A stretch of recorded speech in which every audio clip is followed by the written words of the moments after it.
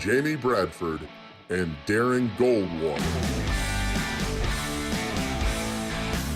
All right, good afternoon. It is Wednesday. It is July 15th. Darren Goldwater, Jamie Bradford will be along shortly. He is just running behind in your usual wonderful Charleston traffic, but he will be here in just a couple of seconds, actually, for what's going to be a loaded show. I think we've been saying that a lot over here these last couple of days, and for good reason. It's not going to change. If you're listening to us on the Podbean app, we appreciate it.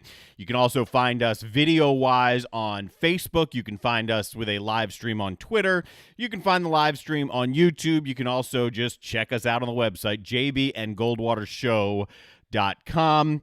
You can hit us up via Twitter. You can drop us a line in Facebook, Podbean, whatever you want, and we'll do our best to get to you. Coming up on today's show, we have news from the South Carolina High School League. The meeting was this morning. It sounds like it was a pretty long one with proposals from Lexington, from South Carolina, from Greenville, from, four different portions of the South Carolina high schools. They all sent their proposals. South Carolina High School League has approved one, so we'll get to that. Jamie and I are also going to kind of tangle a bit on college football playoff proposals because in this day and age, when we have no idea what we're going to get here in the fall, we have no idea what the financial ramifications are going to be, so we figured it would be a good time to bring back the discussion of what about expanding the college football playoff? Because if, in fact, we expand the college football playoff, then that would mean more revenue.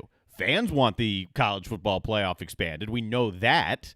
Is ESPN willing to abide? Jamie and I have two different theories on how to expand the playoffs. We'll go in-depth in both of those theories, and then we'll have J.C. Sherbert, owner of the Big Spur. He will join us at about 1 o'clock. He'll weigh in on that. He'll also weigh in on whatever else Gamecock-wise, and maybe even give us an update on his pet turtles. But what we're going to do here, just to start, because it is mostly the breaking news of the day, it is the South Carolina High School Leagues, and they have voted to push back the start of the season. The season and the playoffs will be shortened. Now, they had an opportunity to go to spring as opposed to playing in the fall. They did not do that. However, that is also not off the table. Right now, what the South Carolina High School League is planning to do, so this would include the likes of, well, most of you here in the Charleston County area. This is not the SCISA ranks, but Wando, Oceanside, Somerville, pretty much everybody, Ashley Ridge, Cane Bay. And you can then go around the upstate as well for the South Carolina High School League. Practices are pushed back. They cannot start on July 31, as was the plan. Practices now may begin on August 17th. So they've pushed that back about 2.5 weeks when football practice can actually begin. They're hoping, the high school league is, for a 7-game season that will begin with region play. So instead of loosening up with some non-region games, you're going to jump right into region play.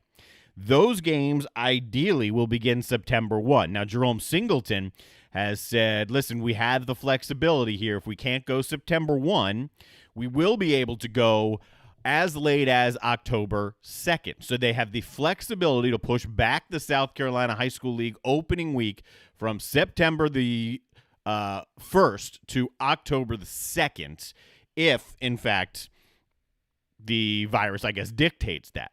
They also have the ability to push back into the spring. So what they've done, essentially, is they have given themselves some time. It's very similar to what college football has done in many different conferences and what more conferences are likely going to do. Buy some time. That's the general theory here. We're going to buy some time. We're not going to make a quick decision here and go to the spring because we're not ready to do that. We don't know, A, if we'll even be able to play in the spring, and B, what the circumstances will look like. So we're going to play in the fall. We're going to try. We'll push back the start of practice from July 31st to August 17th. 7 games, hopefully beginning September 1, and they will start with region play. So it's a big difference, but at least in the South Carolina High School League, they are trying to get some football in the fall. So that's pretty much the breaking news. It was a resounding approval. It was voted on 14-2.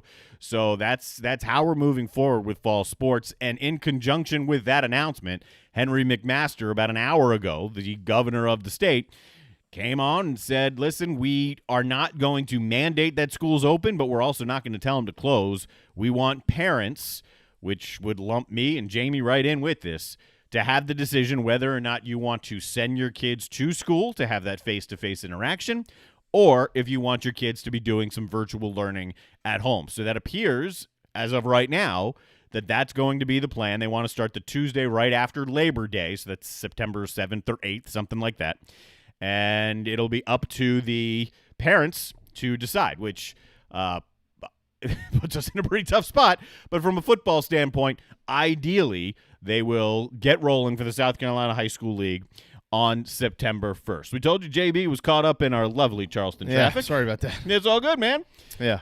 We had doctor's appointments this morning and then trying to get through the crosstown and through Mount Pleasant when people want to go 40 when the speed limit is 45 in the left lane and hitting every light. That's what happens. That's well, you're also sporting a wonderful sticker. It's a great addition. Visitor sticker, yeah, to MUSC. So sorry about that. Did hear the news this morning. I was trying to follow along as much as I could, and I was just listening to you. You pretty much, for the most part, covered it all. I tell you what, you mentioned Henry McMaster. The most startling thing that I heard out of his press conference is that they haven't even heard from 10,000 kids since this pandemic hit. Yeah, that's what's scary. That's nice parenting, first of all.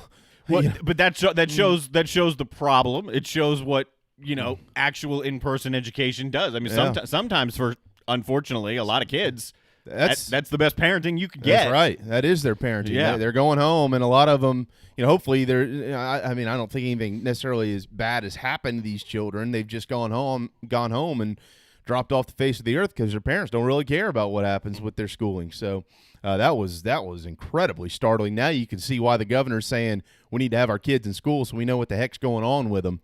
But anyways, yeah, that's that ruling by the high school league. We'll see if it's able to stick, Darren. Yeah, I don't know. We'll have to wait and see. But certainly they're going to make every effort to get things played and things like that. So. Good job. Thanks for opening the program without me here. I had no doubts that you can do. You've had to do this a couple of times for me, and hopefully that's the last time moving forward. But I'm sure you've already mentioned JC's coming up today at 1 o'clock. That's right. And, if there's one thing we can do, we can talk. So, I can fill. There's no question. Well, I was talking to one of the doctors, folks that, understand my children have today, just in full disclosure, was cancer screenings for my kids. So we had to get screened for cancer. I was talking to one of the doctors, and I said, "Doc, let me be honest with you." And I know we see the same lady every time. I said, "Let me be honest with you about something." We got here at a little bit after 8 o'clock this morning. We did all of the blood work. We did all of the ultrasounds, and we were in this waiting room waiting on you at 10:09 a.m. Oof. You came in at 11:25. That's tough, man. I get it. There's a lot of things going on. There's a lot of kids that need to be seen. There's a lot of stuff going on down there. I understand that. But come on. It's frustrating. It is. Come on. Come on. At least give us a heads up. Hey, you're going to be sitting around for an hour and 15 minutes so we can maybe figure out something else to do. I don't know. But anyways, not to open the show and complain. So, yeah, JC's coming up, and we're going to talk to him at length about what Darren and I are going to talk about here in just a little bit. How about tonight's NASCAR All-Star Race? 30,000 fans will be in attendance.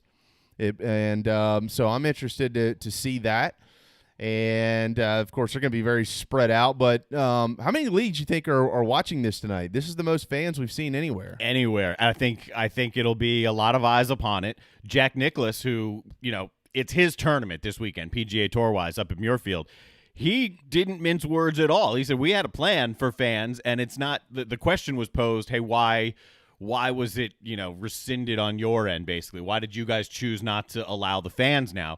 He said, we didn't choose it. We had a plan. The governor of Ohio approved our plan. You, the PGA Tour, are the ones who are taking the fans away now for the remainder of the tour season. So I say that because here we have NASCAR.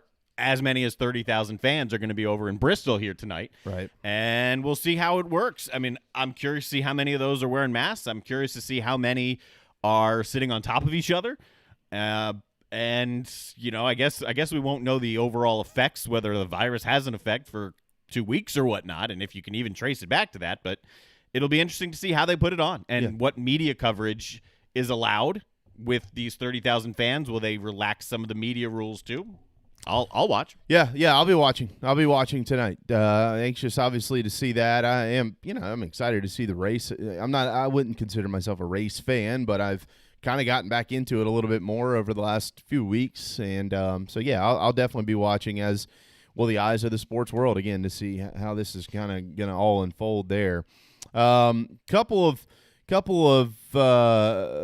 notes we'll start with from major college head football coaches, and then I think that should probably roll us right into the restructuring of the college football playoff as proposed by Darren and myself. We have two different proposals. I don't know if you've made any adjustments to yours based on when we did this back in April. I didn't have to adjust mine because I was ahead of the curve, my friend.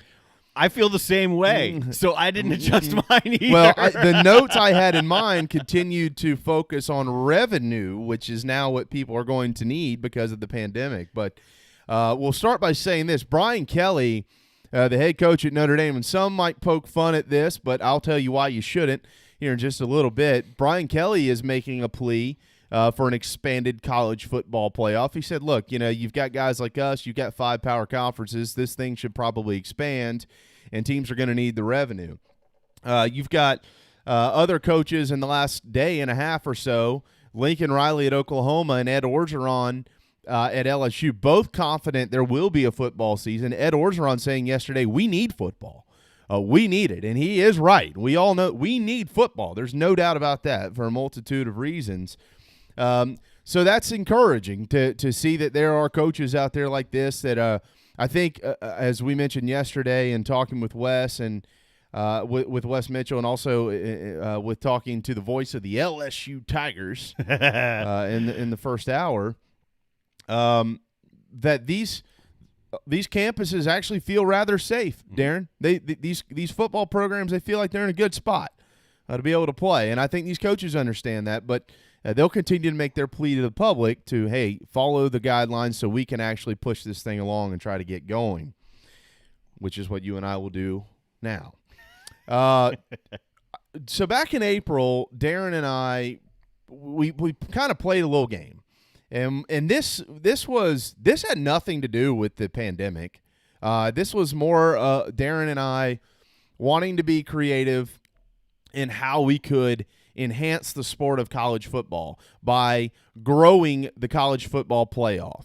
So if you're tuned in listening right now, or if you're watching, if you're kind of scrolling through on Twitter or on Facebook or on YouTube, don't go anywhere, because you might hear something in here that you're going to think, no, he's wrong. Yes, he's right. You're gonna feel a lot of that, but I would encourage you to listen to the full argument that Darren has and the full argument that I have as to why we're going to say what we're going to say.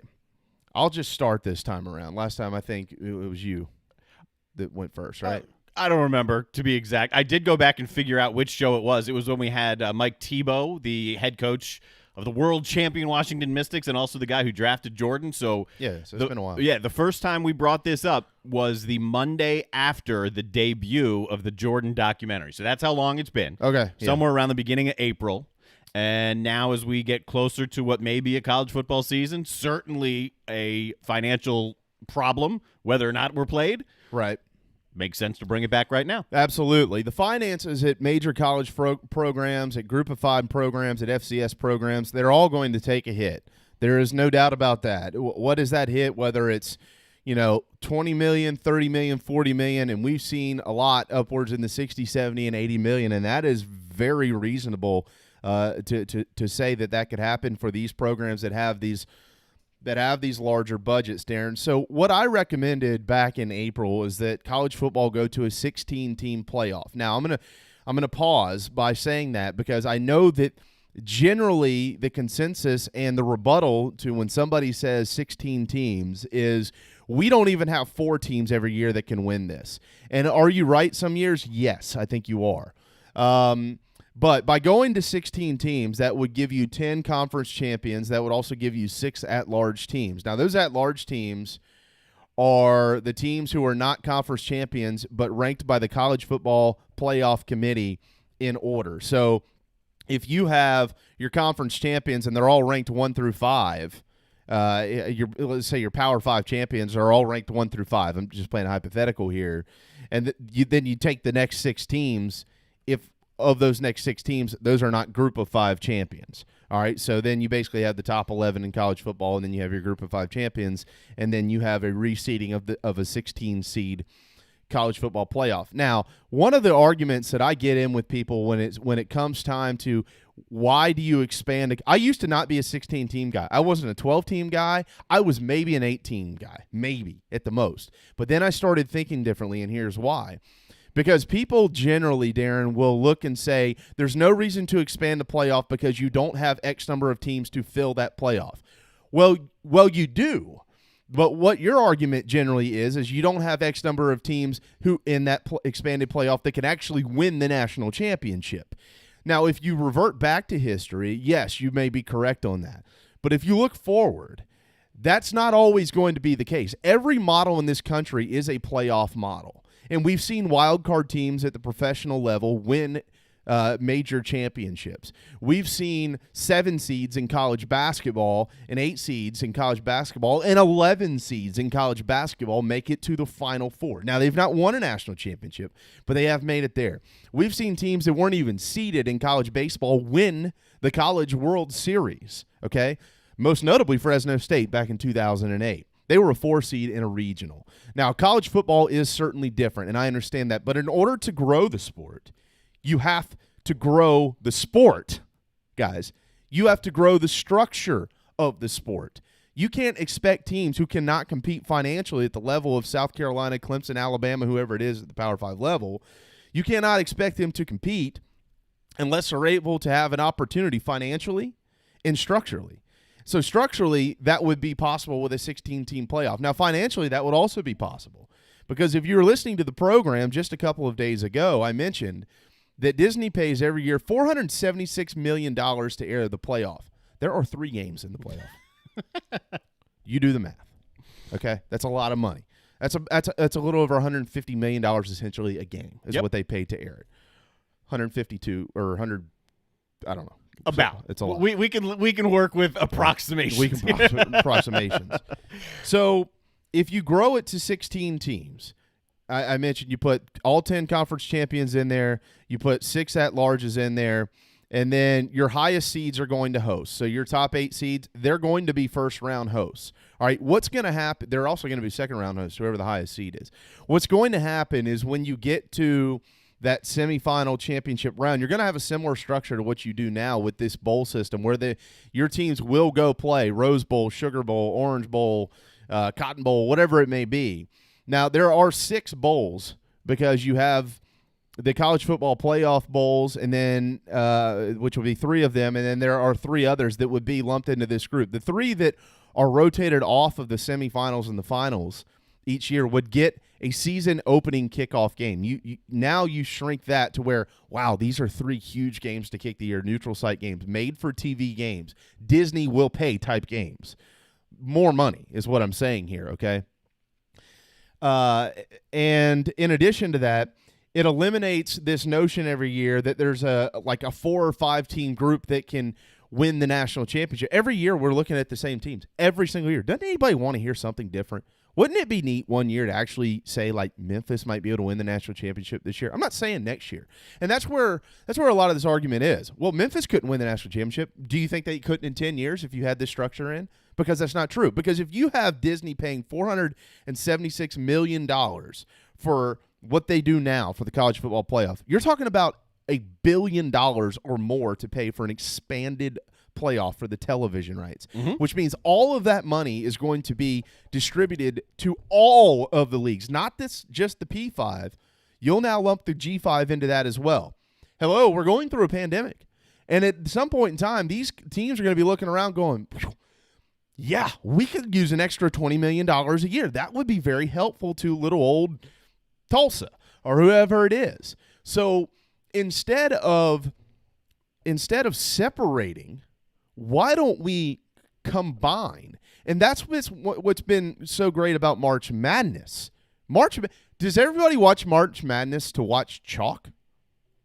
No. I generally pick it, though, on my brackets. You might. But is that why you watch No, you watch because you want to see. Was there anybody outside of Wahoo fans who were upset about seeing Virginia beat by a 16 seed just a couple of years ago? Nobody. Everybody's like, oh, my God, this was amazing. It was the talk of the town. To think that can't happen in football is crazy. And then on top of that, it's not that crazy, but I'll let you continue. It's not that crazy right now, but if you grow the sport and give more teams a realistic opportunity to grow themselves, more money means better facilities, more money means better recruiting. And by the way, Darren, let's just say Darren Goldwater is a junior top 4 quarterback in the country, and he one day happens to drive through Orlando, Florida, and says, man, I really like it around here. That's cool. Yeah, but you're a top 5 quarterback. You can't win a national championship in Central Florida. Yeah, that's true. I guess I'll go to Georgia. You know what I mean? I don't really like Athens, but I got a better chance to win a national championship there. I really like Orlando. My family's in Orlando. I'd like to stay here, but I can't win a national championship. Oh, but if Central Florida wins their conference, you're automatically qualified into a playoff. Yeah, you'll have an opportunity to compete against the big boys and win a national championship. Oh, I will? That will change recruiting like that. It'll change it like not every kid wants to go to Georgia, Clemson, Alabama, or Ohio State, but a lot of them do because that's where they have the best chance to go win a national championship. Not every 5-star wants to go to Alabama to be the third 5-star on the list. We just talked to Lawton a couple of days ago. They've got like 9 5-stars on the defensive line at Clemson. 9. 7, 8, not depending on what service you look at. Do you really think all those guys would just be sitting at Clemson, or would they go somewhere maybe that's a little bit closer to home, like Memphis or, I don't know, Central Florida or Tulsa or some place where there's a good coach who has a chance to build a team that can win a conference championship, that can go on and play in a playoff? Has anybody ever noticed where some of these coaches come from? G5. They come from G5. They do. That's where a lot of them that means they're good coaches, right? If they have an opportunity there, they might be able to build something special at a school that's not considered a Power 5. I'm fighting for the G5 here, and I'm a P5 guy. Conference arguments and bias. We get into this every year. How are you going to decide it this year? If you play all conference schedules, how are you going to decide it? How is someone going to look and say, well, the Pac-12 wasn't any good and the SEC was that much better? Generally, you can look at it, but is that realistic to say that there's one team in the the best team in the Pac-12 couldn't beat the second best team in the SEC? We ain't going to know unless we have an expanded – because only 4 are getting in right now, not the winners of the Power 5. You've got – when you watch Major League Baseball – How many pages you got there? Same stuff I had before. Major League Baseball – I printed it out twice. Okay. Major League Baseball, the NBA, the NFL – college baseball, college basketball, all playoff systems, right? Is there one that you don't watch the first round? No. Okay. I'm a big sports guy. There are differences with that, for sure. That's all I'm talking about. Yeah. That's all I'm talking. Come on, can you really name one person who's would rather watch the Meineke Car Care Bowl in December than watch a 1 versus 16 or 2 versus 15 or 3 versus 4? It's a playoff. Everybody's going to watch it. It's a playoff. That's what TV's here for. TV's here to could it happen? Could the upset happen? Could quarterback Darren Goldwater lead the Tulsa Hurricanes to a major upset over the Ohio State Buckeyes? We're going to tell you why coming up next. Come on, you can – guys, playoff systems have been designed through the years. They have evolved. They have turned these leagues over. There are more teams. Would the Washington Nationals have won the World Series last year if there wasn't for an expanded playoff? No. We had the wild card. That's right. Okay. Expanded playoff leagues evolve with expanded playoffs. They evolve. Teams get better. Programs adjust. There's more money to go around. It is better for television. It is better. And I'll say all that to say this. In order to do that, though, you've got to fix scheduling, and Power 5 scheduling has to be under one umbrella. 9 conference games, 1 group of 5, 1 Power 5, and then I've always had a flex game in there, and you can make it either a group of 5 or a Power 5, but you could submit a request to your conference commissioner to have that replaced with an FCS opponent for good reason. Whatever that reason may be, I don't know, but you could certainly, because I don't want FCS to get left behind here. I still want them to be able to tap into some cash if they can do that. So it enhances scheduling, it enhances TV, and most importantly, with what we're going, you have to consider what we're going through right now today. That's why we're doing this. It enhances revenue. They're all going to lose revenue. Everybody. And if you're going to sit here and tell me that the Power 5 leagues, which they do at this point in time, they mean way, I'm going to steal a phrase from the SEC, it just means more in the Power 5. Well, I'm going to call you a liar because I think that the Mountain West cares about football. I think that the AAC cares about football. I think that these conferences that are considered G5 actually care about football, and this would give them a real opportunity. This isn't taking money away from Power 5. It's only enhancing the money. That's all it's doing. It's giving you more money, but it's also giving them money, and these TV contracts have a chance to do that. And that is why I think you should go to a 16 seed, and I'll leave it at this. Hypothetical 2019 bracket, you would have had 2 games that everybody would have said, man, those are going to be blowouts, but I'll watch them. Top-seeded LSU, 16th-seeded Miami of Ohio because they won their league. Mm-hmm. Second-seeded Clemson, 15th-seeded FAU, even though they won 10 games last year, by the way, and they just got a commitment from Shadir Sanders, who's Dion's kid. Dion's son, chose him over a lot of Power 5s. Yeah, a lot of Power 5s. Yeah, he was highly recruited. He went to FAU, or committed to. But would you tell me that you're just not going to watch App State and Ohio State at 3:14? Would you say I'm not going to watch Boise State and Oklahoma at 4:13? Would you tell me Memphis and Georgia is not worth television, a 5-12 matchup, or 6th-seeded Baylor and 11th-seeded Florida? That's not worth it. 7th-seeded Wisconsin, 10th-seeded Utah, 8th-seeded Oregon, 9th-seeded Penn State. You're going to tell me those games are not worth watching in December? They all have a chance to play for something that's not the Meineke Car Care Bowl or the Bahamas Bowl or the Detroit Bowl or the Sun Bowl. Yeah, you might have to replace a lot of the bowl system, but you have games that matter.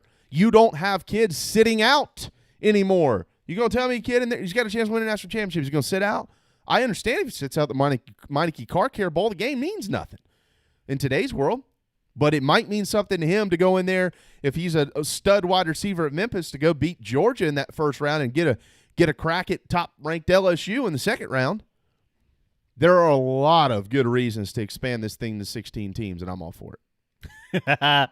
I love your passion, man. It is time for a break. Yeah, so I think it's a good idea that we break here. I'll come back. I'll give mine. You're gonna have a full 30 if you want. I won't take a full 30, but we'll take a break. I'll come back, give mine, and then JC. Hopefully, you're watching, listening, and then you're gonna come on, get a synopsis, and weigh on in. That's right.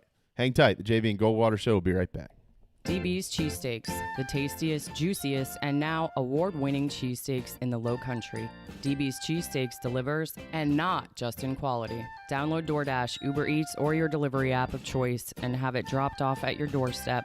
Original chicken, buffalo chicken, even pizza cheesesteaks, not to mention incredible cheeseburgers, massive hot dogs, and dynamite hoagies. It's all there for you and your family. DB's Cheesesteaks in West Ashley. dbscheesesteaks.com. At Patriots Point Naval and Maritime Museum, families walk in the footsteps of our nation's heroes, the brave ones who risked their lives to defend our way of life. Home to the aircraft carrier USS Yorktown, USS Laffey, and the USS Clamagore, there's more than 1 million square feet of exhibit space to roam. White Glove certified, we have several new health safety measures in place to enhance the visitor experience. Come for the day and leave feeling inspired. One of the most impressive museums in the country, located right here in Mount Pleasant. Visit patriotspoint.org for more. We'll see you soon. This is Scott Glaze, head golf professional at the links at Stono Ferry, located on the outskirts of Charleston, South Carolina. I'm inviting you to tee it up on one of the most scenic and challenging courses in the Low Country. Our back nine is highlighted with 3 holes that border the Intercoastal Waterway. Visit stonoferrygolf.com to book tee times and discover all that Stono Ferry has to offer. The links at Stono Ferry is a former South Carolina Golf Course of the Year and is also home to the College of Charleston men's and women's golf teams. Come see us. We would love to have you. stonoferrygolf.com. JB and Darren on the JB and Goldwater Show. Ladies and gentlemen, here it is. Even the other stations are tuned in too. I love them a lot. And that's just how we do it.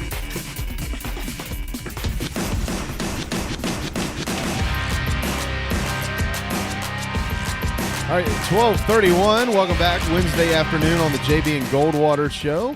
July the 15th. Looks like it's about to rain here in the low country of South Carolina. Thanks for listening on the Podbean app and watching on Facebook, Twitter, and YouTube. Darren and I are replaying or reviewing our hypothetical college football playoff expansion proposals that we first brought out into this show in April. And if you listened in the first segment, I went very passionately and very deeply into mine as to why 16 teams is good for the sport. But Darren has a different thought process, and his toes are now tapping the dance floor to present that to you. Well, I don't dance very well, but I hopefully can use my words a little bit better than I can use my feet. Generally, that's been the way it's gone. So here's the thing. We can't go to 16 teams. There's just no way to do that. And there's a couple of reasons why. Number one, the group of 5 does not deserve not 6 different, but they don't deserve 5 different bids automatically into this playoff. I'll start with the backbone of what you said. And I agree that financially we're hurt. We are. Financially, we need to find a way to subsidize a lot of schools that are losing millions and millions of dollars. However, the passion that you display is like a perfect world scenario passion. And so I like that. I respect that. But in a perfect world, 4-star quarterback drives through Atlanta or through Orlando, sees UCF, and he's like, oh, yeah, maybe I'll play there. But that's not the world we live in. Because that guy's going to see that and then understand I'm never going to win a national championship at Central Florida. They already came pretty close, and they had to hang some fake banner up. I'm never going to win a national championship at Central Florida, and I'm not going to win a championship at Memphis. If I want to win, I have to go to a Power 5 school. That's the way it's going to be. You're not going to have these 16 seeds even coming close to 1 seeds here, because football is such a dramatically different game than basketball. The size of the players, the speed, the strength, when you separate the top of the line from even the 16th team in, even just 15 teams in between them, the difference is glaring. So just because, we're using Central Florida and Memphis here for no good reason other than they've been used and we'll keep using them. Top of mind. Yeah. So just because Central Florida or Memphis makes it to a playoff does not mean that next year they're going to beat out Penn State or South Carolina or Clemson or Alabama for this great recruit. It's a perfect world to believe that can happen. That's why people were stunned when Deion's quarterback kid, the brother of the one at South Carolina, when he commits to FAU. People were shocked. They're like, really? Like Lane Kiffin just left. Like, you realize that, right? And now you're going to FAU. It was a shocker. And it will continue to be. That's not going to be the new trend. It will continue to be the outlier. So that's number one, that you're never going to be able to really close that gap. Number two, the reason you can't close that gap before is even heightened now. Where the finances are going to hit will hurt the group of 5 far more than it's going to hurt the Power 5. So while you're trying to mend fences here and trying to divvy out pieces of the pie and make sure that everyone is able to withstand some of their losses, it's just not reasonable to think that some of the group of 5 teams that have now fallen even farther behind can compete or should have the opportunity, to compete for a national championship, because they're not going to win. And do I want to see Miami of Ohio play Ohio State? No. I might watch a minute of it until Ohio State's up 31-0 and then give up on it. That's not are people going to watch it? Yeah. Ohio State's on TV. People are going to watch. But there will be some who watch hoping for an upset, but understanding like there's no chance that that's going to happen. So expanding all the way out to 16 does not help to close the gap, because what it does, it will show just how wide that gap has actually grown, as opposed to helping to bridge that gap. So it's going to have the opposite effect, particularly now as finances are in dire straits for everybody, but even more so for the group of 5. You need a pen? I see you looking around. No, it's okay. That's all right. You're good. So that's part one. The other thing, I'm a big you got to earn it guy. Participation trophies. Nah, save them, right? So with that in mind, the 6 at-larges here, while in your theory the 6 at-larges will be the next 6 highest-ranked teams, they'll probably be largely Power 5 for the most part. I would think so, yeah. But you got to earn your way in, because at this point we're filtering all the way out because we're going too far. We're watering down the pool. The argument right now with the playoff as it is, there are 4 teams. The consistent argument is between who's going to be 4, who's going to be 5. Or we can go down a different road here with like where are you going to slot Clemson because of the ACC, but I'm not going down that road. Let's just assume that the argument is what it actually is. The main disagreement is who's the last in, who's the first one out. So once you get a little bit past that, then you're starting to deal with more 2-loss teams. Maybe a 3-loss team has squeaked up there into the 6, 7, 8 range, something like that. And you know what? There's only 12 games in college football. So to have 2 losses, 3 losses, and get into the playoff, you don't deserve it. You just don't. And that keeps the value on regular season games as well. So here's the plan. We're going to 8. The group of 5 does not have a guarantee. And I have 3 simple rules. They're very, very easy rules. It's going to be an 8-team playoff. And I would prefer 6, but right now I think I can make a stronger argument for 8 because if we're dealing with finances like we are, I think 8 does make a little bit more sense. It's just it's another game worth of profit. And as I've already laid out, I don't need the group of 5 in there because they've already fallen so far behind. I don't need to split this pie right now. Mm-hmm. So what we're going to do, we have 3 simple rules. One conference can have no more than 2 teams in the playoff. In order to get 2 teams, said conference must have one of their teams as a conference champ and in the top 4. We're keeping the college football playoff rankings. I like the way they do that. Mm-hmm. I like the smart heads in a room using their formulas, football guys understanding and doing their best to decide how we're going to rank these guys. So we're going to keep the current format. No conference can have more than 2. In order to have 2, one must be a conference champ and in the top 4. I've already pointed out, group of 5, sorry, you're one of my rules that you don't have a guaranteed spot. One of the other rules is almost not worth even saying because I already just pointed it out. A conference can't have 3 teams. So you can only have 2 teams. I've already pointed that out. Last year, interestingly enough, things wouldn't have really changed if we have 8 teams in. Last year, the rankings were LSU, Ohio State, Clemson, Oklahoma. Okay?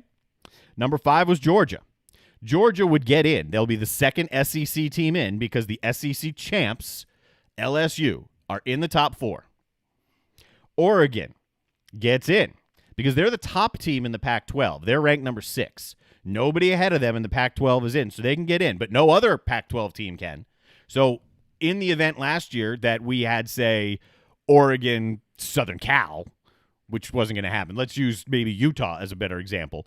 Oregon, Utah right there. Utah wouldn't get in because they did not have a team in the top 4. But that's not where we're looking.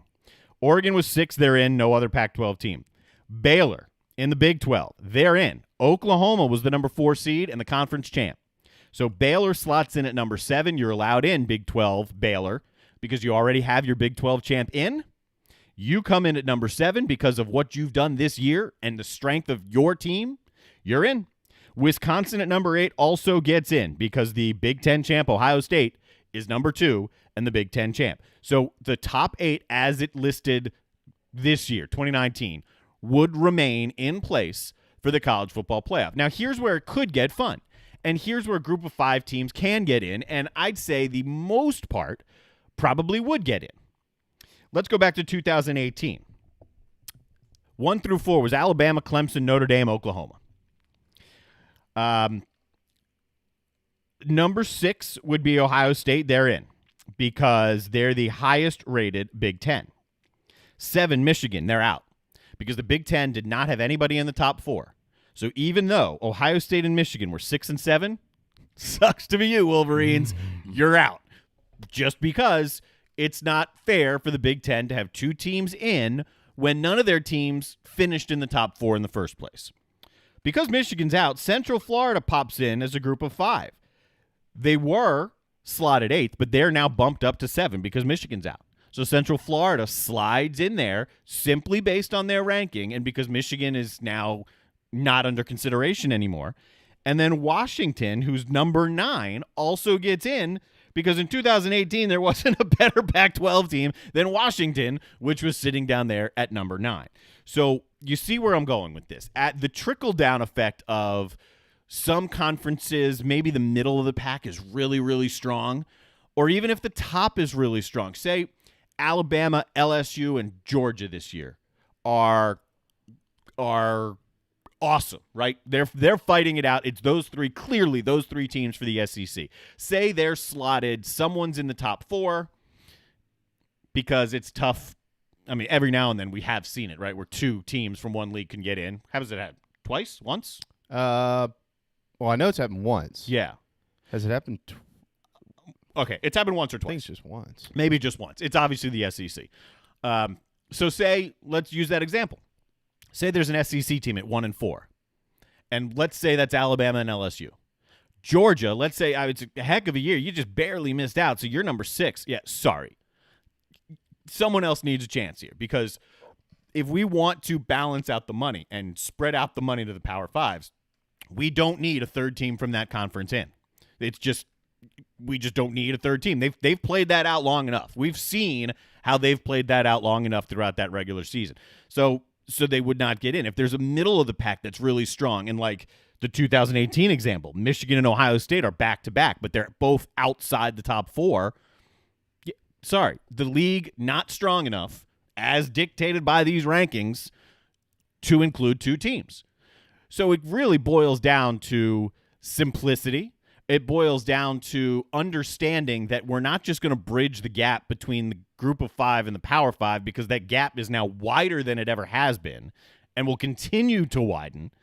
So why try and fix something that's not fixable and in the process water down a product that can be stronger without it? So I stick to 8, and I'm very confident in my 8. And the group of 5, if you want your participation, every now and then it is going to happen. It's going to happen every now and then. But it's up to you guys. I mean, every now and then you're going to have a senior-laden team. It's going to be good, just like in March Madness, that they can make a run. But the reality is the difference between football and basketball, particularly at the FBS level, the gap is so wide that these upsets that we all love to see, they're not really going to happen that often. Maybe as you get closer down to like the quarterfinals or 8 teams, maybe then you'd start to see them. Mm-hmm. So let's just cut it out. Let's just start right there. The opening round games played at the stadium of the better seed. Mm-hmm. Then you use the BCS, or whatever, the bowl games as they have been utilized here these last couple of years, where the national championship game will be, where the 2 semifinal games will be. Just you and I agreed on that. Yeah. So that's mine right there. Nice and simple. And boom. All right. So my rebuttal to that. So again, I continue to think that you've got a good proposal, but I continue to think that proposals like that look at what we know and not what we might be able, not just might, but should be able to project. Again, I'm encouraging growth in the sport. I don't think there should be a limit at all on the number of teams from a conference, because if Georgia, Alabama, and LSU are the 3 best teams in the sport, they should be in the playoff. Period. I mean, it's just the way that it should be. I mean, that's the way it is now. There's not a cap on the number of teams from a league. We've just never had more than 2. But if Georgia, Alabama, and LSU are the best 3 teams in college football, they should be in there. If Penn State, Ohio State, and Michigan are the best teams in college football, they should be in there.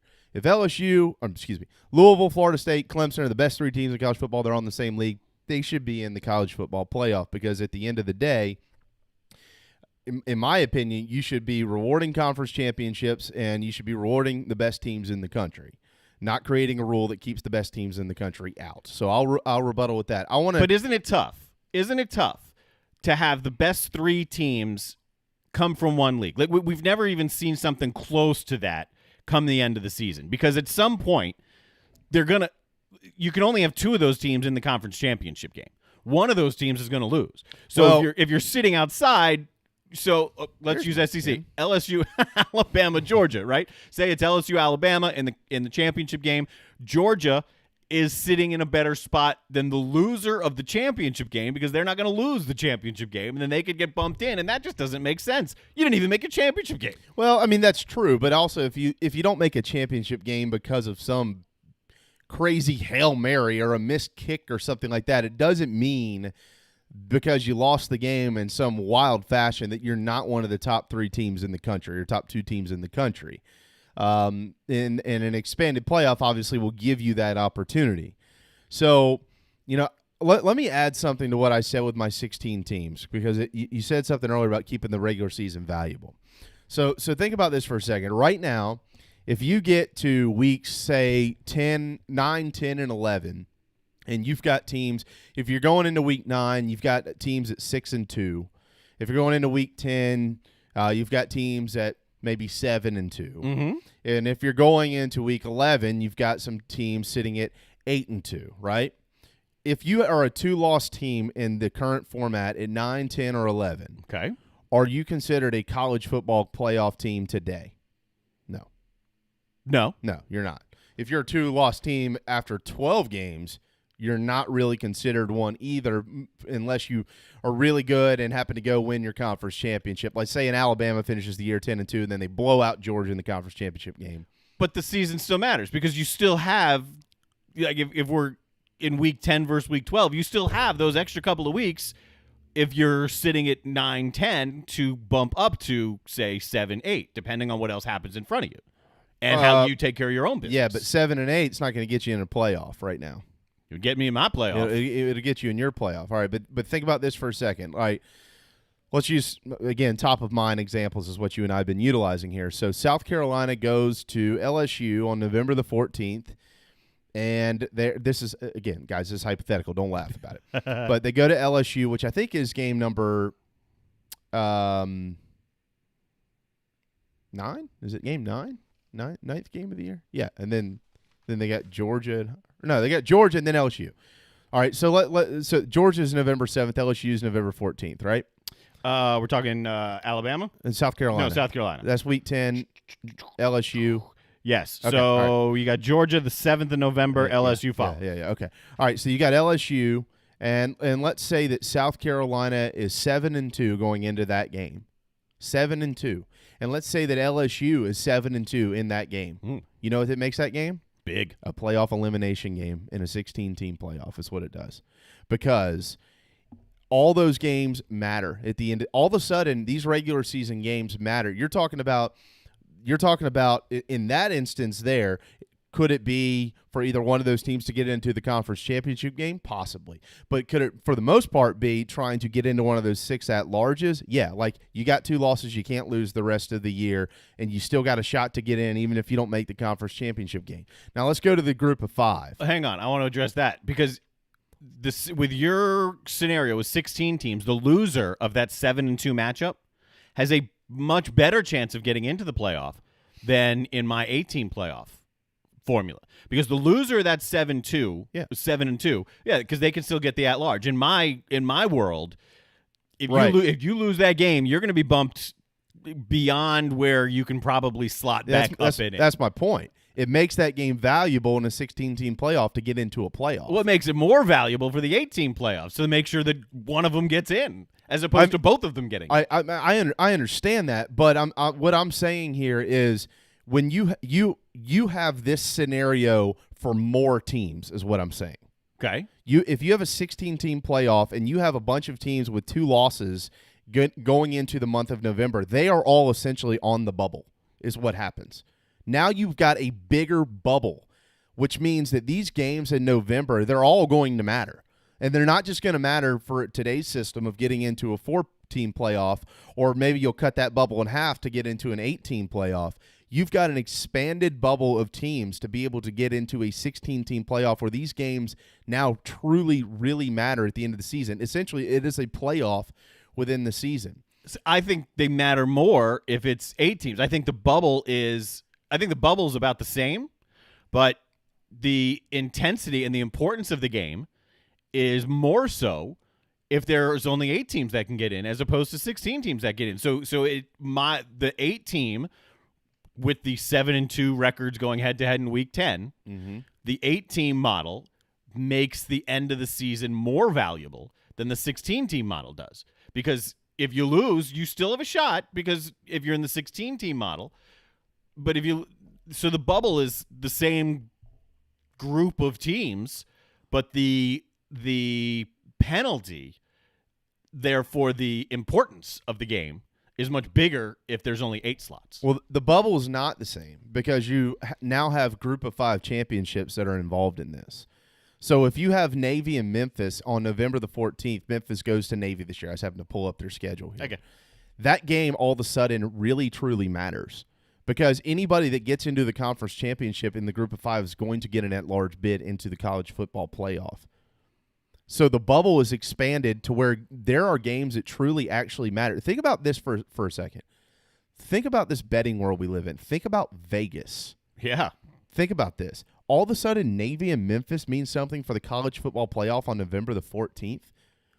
You're talking about tons of money that is circulating across the country by virtue of giving a real meaning to conference championship games, not just at the Power 5 level. And you're talking about an expanded bubble at both levels, the Power 5 level and the G5 level, to get into a college football playoff, which means that games will matter. All of a sudden, that what we call MACtion game on a Tuesday night or a Thursday night or a Wednesday night or whatever in November, instead of just being random Tuesday night MACtion game, all of a sudden, wait a second, there is a college football game that truly matters on a Tuesday night. It really matters, and it doesn't just matter for the conference. It matters for the country. Because if that team is able to win that game and possibly have a spot in their American Conference Championship or whatever it may be, or the MAC or whatever it is, then all of a sudden that team is going to be a team that is playoff bound. Well, for guys like us, we take that information and we go dive deep into it and go, okay, all right, so if Cincinnati can win the American, they're probably going to be a 15 or 16 seed. But I tell you what, that Clemson defense, they've been really good, but they're a little shady on the back end there. And if they're a 2 seed and Cincinnati, who throws 400 yards a game, they're a 15. That could be an interesting 2-15 matchup there. Everything evolves as everything changes. It always has, and it always will. It doesn't matter whether you're talking about sports or anything else. Things are going to change. And when things change, people, programs, whatever it may be, that all evolves with all of this. And so you bring a larger bubble and you bring more meaning to games later in the season, as opposed to right now, where if you've got a team who was, say, 6-4 versus a 7-2 game, yeah, might be a nice game in November to figure out, are they going to go to the Outback Bowl or are they going to go to the Capital One Bowl? Who knows? They might go to the Outback for the 5th time in 7 years. Or that game's at South Carolina, and that's Georgia. Wait a second here. If they're upset, that might eliminate them from the bubble. There's always going to be an angle, and it's going to be a big angle on a big bubble in college football if you expand it. I'm with you. I like the college football playoff ranking system because the college football if you reward conference championships, that's great, but you're still going to need it for at-large teams. So, if you've got in your top 10 all Power 5 teams ranked somewhere in the top 10 per the college football ranking, let's just say for the sake of argument here, 1, 2, 5, 7, and 9. And then your G5 teams, you might have a couple ranked, but they're outside of the top 10. Well, then essentially at the end of the year, all those, okay, they've all won their conference championships, and then you've got, 3, 6, 8, 10, 11, 13, and 14. Those are the highest ranked teams that aren't conference champions, so they're going to get into the playoff, and then you'll reseed this thing. So the college football playoff rankings would be incredibly valuable to this. You're not going to eliminate that committee, which I do like. I do like the committee.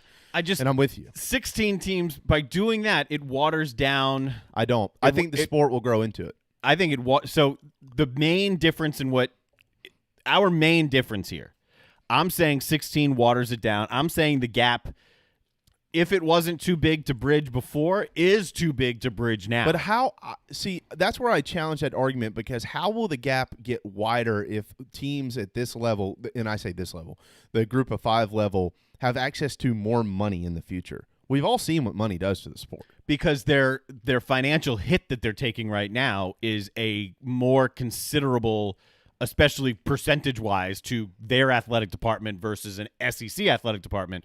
So the hit the group of 5 is taking now is a bigger hit than what the Power 5s are going to take. So the separation, the sea is parting wider as we speak. Yeah, right, but that would be where the money paid out to the college football playoff doesn't just go to the college football playoff teams. They go to the conferences, and they're distributed to every team in the league. So if all of these teams would love the access to a $30, $40 million check every year, which is what you get right now. I mean, every team in the SEC last year got a $47 million check just because of the playoff. That's true, but at the same time, in TV. But why am I rewarding some at-large team all the way down there that has 3 losses and get you in the playoff? Like, you didn't do enough in the regular season. You shouldn't be in. But Vanderbilt gets rewarded.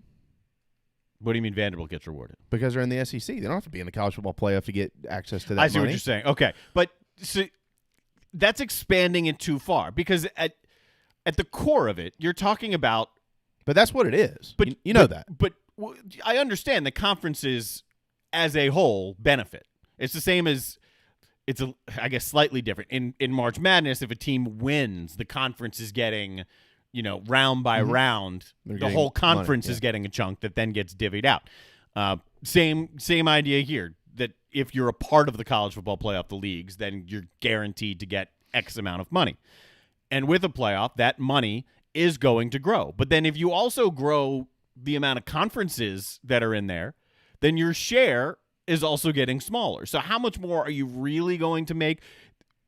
Your suggestion benefits the group of 5 more than the game of college football. I think they correlate. See, I don't. There's never going to be a time. And like I said, you're like the perfect world scenario. Maybe I'm the opposite, but there's never going to be a time where a recruiting class, let's just not boil it down to one guy, where a recruiting class can get so immensely strong at a group of 5 better than one of these upper echelon Power 5s, because recruits are going to go where they think they have the best chance to win and play. And the reality is the best chance to win is certainly always never going to change Power 5. Never going to change. I don't agree with that. I don't agree with that at all. I mean, I think, would you have liked to have seen Central Florida get a crack at the big boys a couple years ago when they made all the license plates because they said they're national champions, even though they're not? I believe, in my theory, they would have slid into the top 8 under my current plan. Under your absolutely. So taking that, and I know we got to go. So we got JC coming up, but taking that and expanding that bubble to where you have another team like that would have a chance to get into a playoff and knock off one of those top seeds and continue to build their program. I don't want people to look back. I want people to look forward. If you look forward and you walk into wherever, Tulsa in 2035, and you see that Tulsa has 3 college football playoff appearance banners in their stadium, that obviously means something. So you can't grow the sport if we're basing the growth of the sport on what has happened in the past. You just have to make a plan and grow the sport. Are we trying to grow it right now, though? Absolutely. Or are we trying to save it? Both. If you're going to say, the sport's not going anywhere. Financially, it might be hurt for the next year or two. There's no doubt, and it probably will be. But to expand this sport and give teams like this argument of Group 5, Power 5, Group 5, Power 5, Group 5. Oh my God, I'm so tired. And I'm a Power 5 guy. Like believe me, I'm a P5 dude. I don't want the next great kid who I'm going to go to South Carolina. Oh wait, Central Florida's got a shot at now I'll go there. I don't want him taken away from my school, believe me. But for the health of the sport long term, I think this is the best route to go by adding make conference championships really mean something. I mean, seriously, make them mean something. Put them in there. Why not? They do. They mean something for the teams that legitimately have a chance to win, and the Group of 5 does not. Right now. But if you grow the sport and give them a chance, they might not take advantage of that chance the first 3 or 4 years. But that year 5, they might. You just don't know. We don't know that. I know we do know.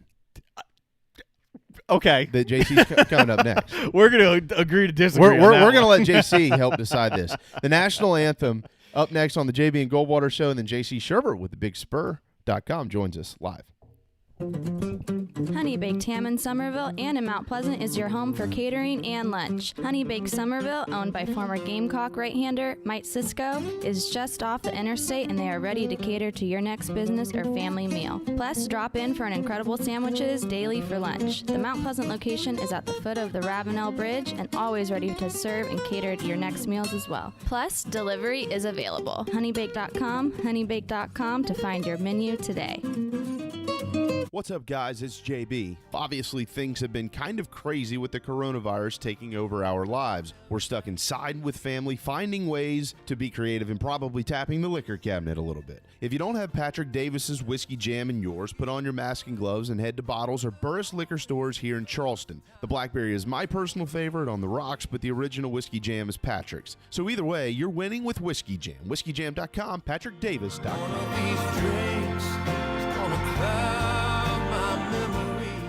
DB's Cheesesteaks, the tastiest, juiciest, and now award-winning cheesesteaks in the Low Country.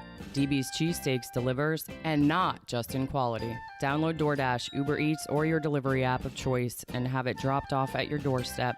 Original chicken, buffalo chicken, even pizza cheesesteaks, not to mention incredible cheeseburgers, massive hot dogs, and dynamite hoagies. It's all there for you and your family. DB's Cheesesteaks in West Ashley. dbscheesesteaks.com. At Patriots Point Naval and Maritime Museum, families walk in the footsteps of our nation's heroes, the brave ones who risked their lives to defend our way of life. Home to the aircraft carrier USS Yorktown, USS Laffey, and the USS Clamagore, there's more than 1 million square feet of exhibit space to roam. White Glove certified, we have several new health safety measures in place to enhance the visitor experience. Come for the day and leave feeling inspired. One of the most impressive museums in the country, located right here in Mount Pleasant. Visit patriotspoint.org for more. We'll see you soon. Hi, I'm Chris Half, Public Information Officer at the Patriots Point Naval and Maritime Museum. We're home of the mighty USS Yorktown, USS Laffey, Clamagore, and Vietnam experience. And we're a proud partner of the JB and Goldwater show. We invite you and your family to come see us and enjoy a day on Charleston Harbor. Visit patriotspoint.org for more information. And now, it is my honor to present the national anthem.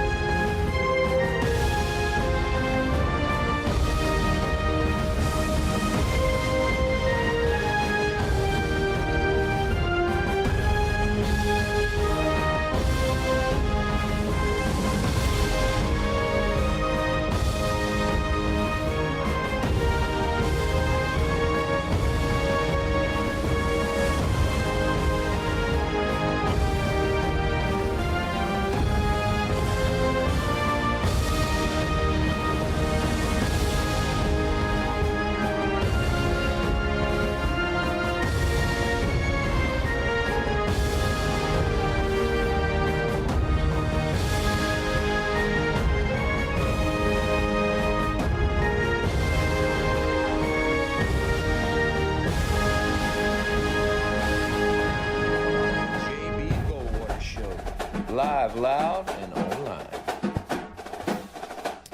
All right, 1:06 p.m. Welcome back to the JB and Goldwater Show, live, loud, and online, as our friend Patrick Davis just said so eloquently, and introducing hour number 2. Thanks to Patriots Point Naval and Maritime Museum for presenting our national anthem at 1 o'clock every day right here on our program. You can watch on YouTube, Facebook, and Instagram, Twitter, and you can listen on the Podbean app at JB and Goldwater on all of our social media accounts. He's at Darren Goldwater. I am at Sports Radio JB. Real quick, couple Braves notes. Yasiel Puig, he's signing with the Atlanta Braves, so that'll be an attitude in the outfield for Atlanta. Obviously, Nick Markakis is out this year, and so he's. As a Nationals fan, I'm a big fan of that because he tends to have a negative effect on a clubhouse at times. I know. I'm a big fan. Yeah, we'll see how that is with Atlanta. Generally, that stuff doesn't fit well in the Braves organization, but we'll see. And also, Mike Soroka, he is the ace, so to speak, this year for Atlanta. He'll start game 1 for the Braves coming up in less than a couple weeks now. Mm-hmm. 8 days, I believe. Is it 8 days? 8 days. Yeah. Wow. Crazy. All right, to the phone lines we go. Well, and the video. That's where J.C. Sherbert and his very handsome face and probably his turtles are joining us from somewhere in the great state of Illinois. What's up, man? Hey, good to be with you guys today. I didn't know Darren was a Montreal Expos fan. I am not. I'm a Washington Nationals fan. Who's that? They are the world champions of all of baseball. And he's soon to be a Washington Warriors fan. Or Red Wolves. Expos. Or he's just going to be Washington. FC Washington. Did you guys hear that like, for lack of a better term, jerk off from Alexandria, Virginia, like started trademarking all the potential Washington football nicknames. How great is that? He's trying to control the process and won't come off of him. He spent $20,000 of his own money doing it. So I can't imagine spending that much money to be a jerk. But you know what? It's the perfect Daniel Snyder thing. Like yeah, the whole thing, Daniel Snyder written all over it. I think the guy's hilarious. Like he's just mocking Dan Snyder. Speaking of jerks, but so it was just it's going to be interesting. I would probably just go crazy and just tell that guy to stuff it, that we're not paying him, and name it something funky like Blue Storm. That's right. That's right. Or you could name it the Washington Crooks. Since it's DC's team, the Crooks or the Liars. You know? No kidding. Good work. There. Go Fighting Liars. That's right. Yeah. Could you imagine doesn't Washington still have like a fight song? Yeah. Are they going to keep their fight song, or what are they doing? Well, hail to the Redskins, hail victory, Braves on the warpath. I don't think it's going to work. Yeah, probably. No. That's out. No. That's out. Yeah, that's definitely taking a hike. All right, JC. So Darren and I have been going back and forth. We brought this back. We brought it up originally in April about what we would do with the college football playoff, and my structure is a 16-team playoff that rewards 10 conference champions, 6 at-large. There is not a limitation whether from the Power 5 or the G5 on those 6 at-large. So if it's 6 Power 5 teams or if it's 6 G5 teams one year, then that's who gets in. Top 4 seeds, I had it first. They receive a first-round bye, and then I was like, wait a second, that ain't going to work. So we're not going to do that. It's a total of 15 games, but the top 8 seeds will get we'll get to host those first couple of or the top seeds, I should say, the higher seed. We'll get to host those first couple of rounds, and then you get to rounds 3 and 4, and you got the bowl system at play there, just like now, where they rotate through. And so let me give you – I'm going to give you real quick a quick snapshot of why I think that 16 teams is good. I want you to hear this from my mouth. I'm going to try to do this in about 2 minutes or less. Well, did you hear it before? Were you paying attention before, or just not caring? No, you guys don't bring me on until it's time. I don't get to sit here and catch your conversation. All right, so let me give you a quick 2 to 3 minute snapshot of why I think 16 is best. This is first of all, financially speaking, JC, it's a tough time for G5 and P5. I know people are looking. Oh, the Power 5s could be fine. Well, they're also losing $70 and $80 million. The money does correlate on both levels. So Disney pays $476 million for the college football playoff. 476. There's 3 games that are played out of 4 teams. So that number, of course, would substantially increase, well into the $1 billion range for those TV rights.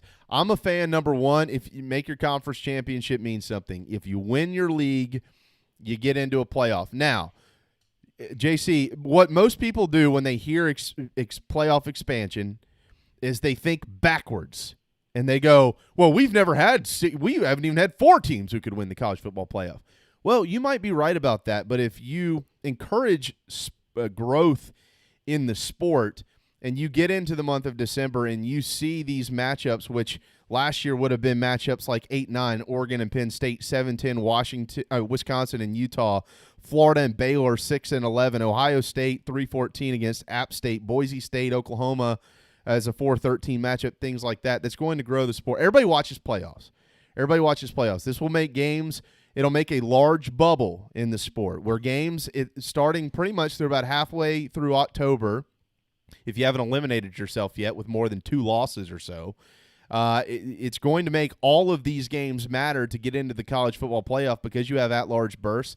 Games in these that play on Tuesday, Wednesday, and Thursday nights in some of these Group of 5 leagues are all of a sudden going to matter because they're going to have a shot to get into their conference championship and get to the college football playoff.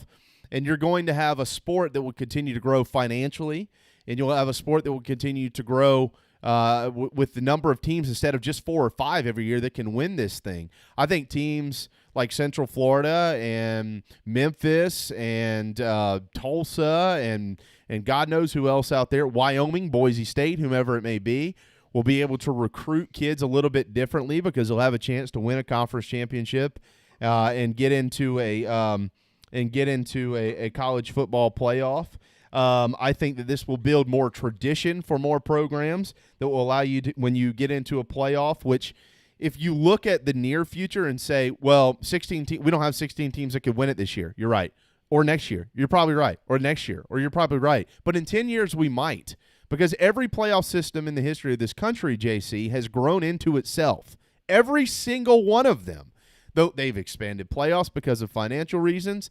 Teams get in, teams go on, teams win national championships that otherwise would not have had a chance to do so in years past. So I think that recruiting, I think financially speaking, and I think the structure of the sport would all be better. And let me throw this in there real quick as well. You're not going to have as many top-tier football players sitting out bowl games if you've got 15 teams in a playoff starting in December. They're going to want to go play for a championship. So you're going to eliminate a lot of that stuff. And all of this, by the way, I think should be preceded by regular season scheduling. 9 conference games, a Group of 5 game, a Power 5 game, and then a flex game, which gives you the option to schedule a Group of 5 or Power 5, or you can petition your conference for an FCS opponent, and you might want to have a good reason as to why you're going to do that to get it. So that is pretty much my plan, and in the financial state we're in, I think it would be a good plan for everybody, not just for the elite. You could go. I'll give you mine here real quick. 8 teams. No Group of 5 guarantee. One conference can only have 2 teams as long as one of the teams is in the top 4. Let me real quick. That you're no Group of 5 guarantee doesn't mean Group of 5 teams can't get in. It Correct. just means multiple can get in. Well, no, multiple, yeah, but they can't be from the same league. Right. So, but that probably won't happen. I think what I'm almost saying is people might look at that and go, well, you're not going to let Group of 5. No, what you're you saying is earn your way in. Yeah. And the gap is so wide, and it's getting wider that there's no point to include everyone. We need to earn things here. We need to give people the benefit of actually having good, strong seasons and whatnot. So no conference can have more than 2 teams. The only way to get 2 is if one is a conference champion in the top 4. And then as you filter your way through the college football rankings and you go down to like 8, 9, 10, there was 1 year, 2 years ago, as one example, Big Ten did not have a team in the top 4. 6 and 7 were Ohio State and Michigan. Michigan sucks. Sorry, I don't mean that. Michigan doesn't suck. I'm just saying it sucks to be you because you're out. Because Ohio State's ahead of you and not in the top 4, so only one team from your league can get in. That's the basis of mine, and also saying, look, a Group of 5 team's not going to win. They're not. So why water down the system? Floor is yours, sir. Well, here's what I think. First and foremost, there's two different conversations. There's how do we expand college football playoff in a normal season and kind of make things a little more uniform, and do we give the group of 5 opportunity or not? And I keep getting back to this on the group of 5.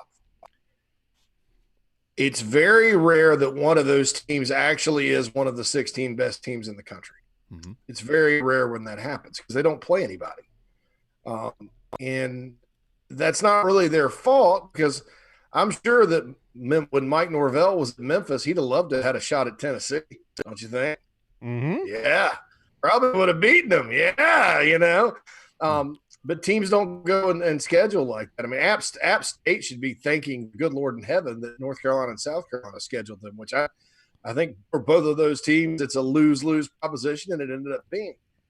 So it's very difficult sometimes. Like let's say you're sitting there and you're Florida, and you lost to LSU, you lost to Georgia, who's undefeated, and that year Florida State is undefeated and wins the ACC, and you're 8-3, and you're sitting there at 16, and undefeated App or Georgia Southern or whoever gets in ahead of you. Is that fair? You mentioned the Big Ten a couple of years ago, where you could have made a case for 3 teams from one division making the playoff because they were 3 of the best teams in the country. So I'm against this charity for the group of 5. I think that the group of 5 needs to admit what it is and have its own playoff. And I think it would be fantastic. You could include 3 or 4 more bowls.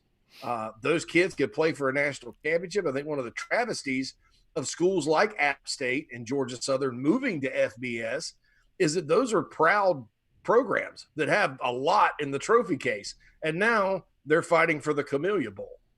Mm-hmm. And to me, that's sad. Now, all that said, JB, I don't know that this is a terrible idea if you want to include the group of 5, because 16, that's a lot, and there's room for everybody, and I'd rather be arguing about, does an 8-3 SEC team deserve to get in over a conference champ from the group of 5 or not, than sitting here, in 1 year it's going to happen. You're going to have 5 undefeated conference champions and Notre Dame, and somebody's going to get left out. I mean, I'd rather be arguing about that 16 than I am about 4. Just like I would rather argue about 3 or 4 than when we had split titles and things like the 2004 Auburn Tigers that didn't get a shot, and all that good stuff.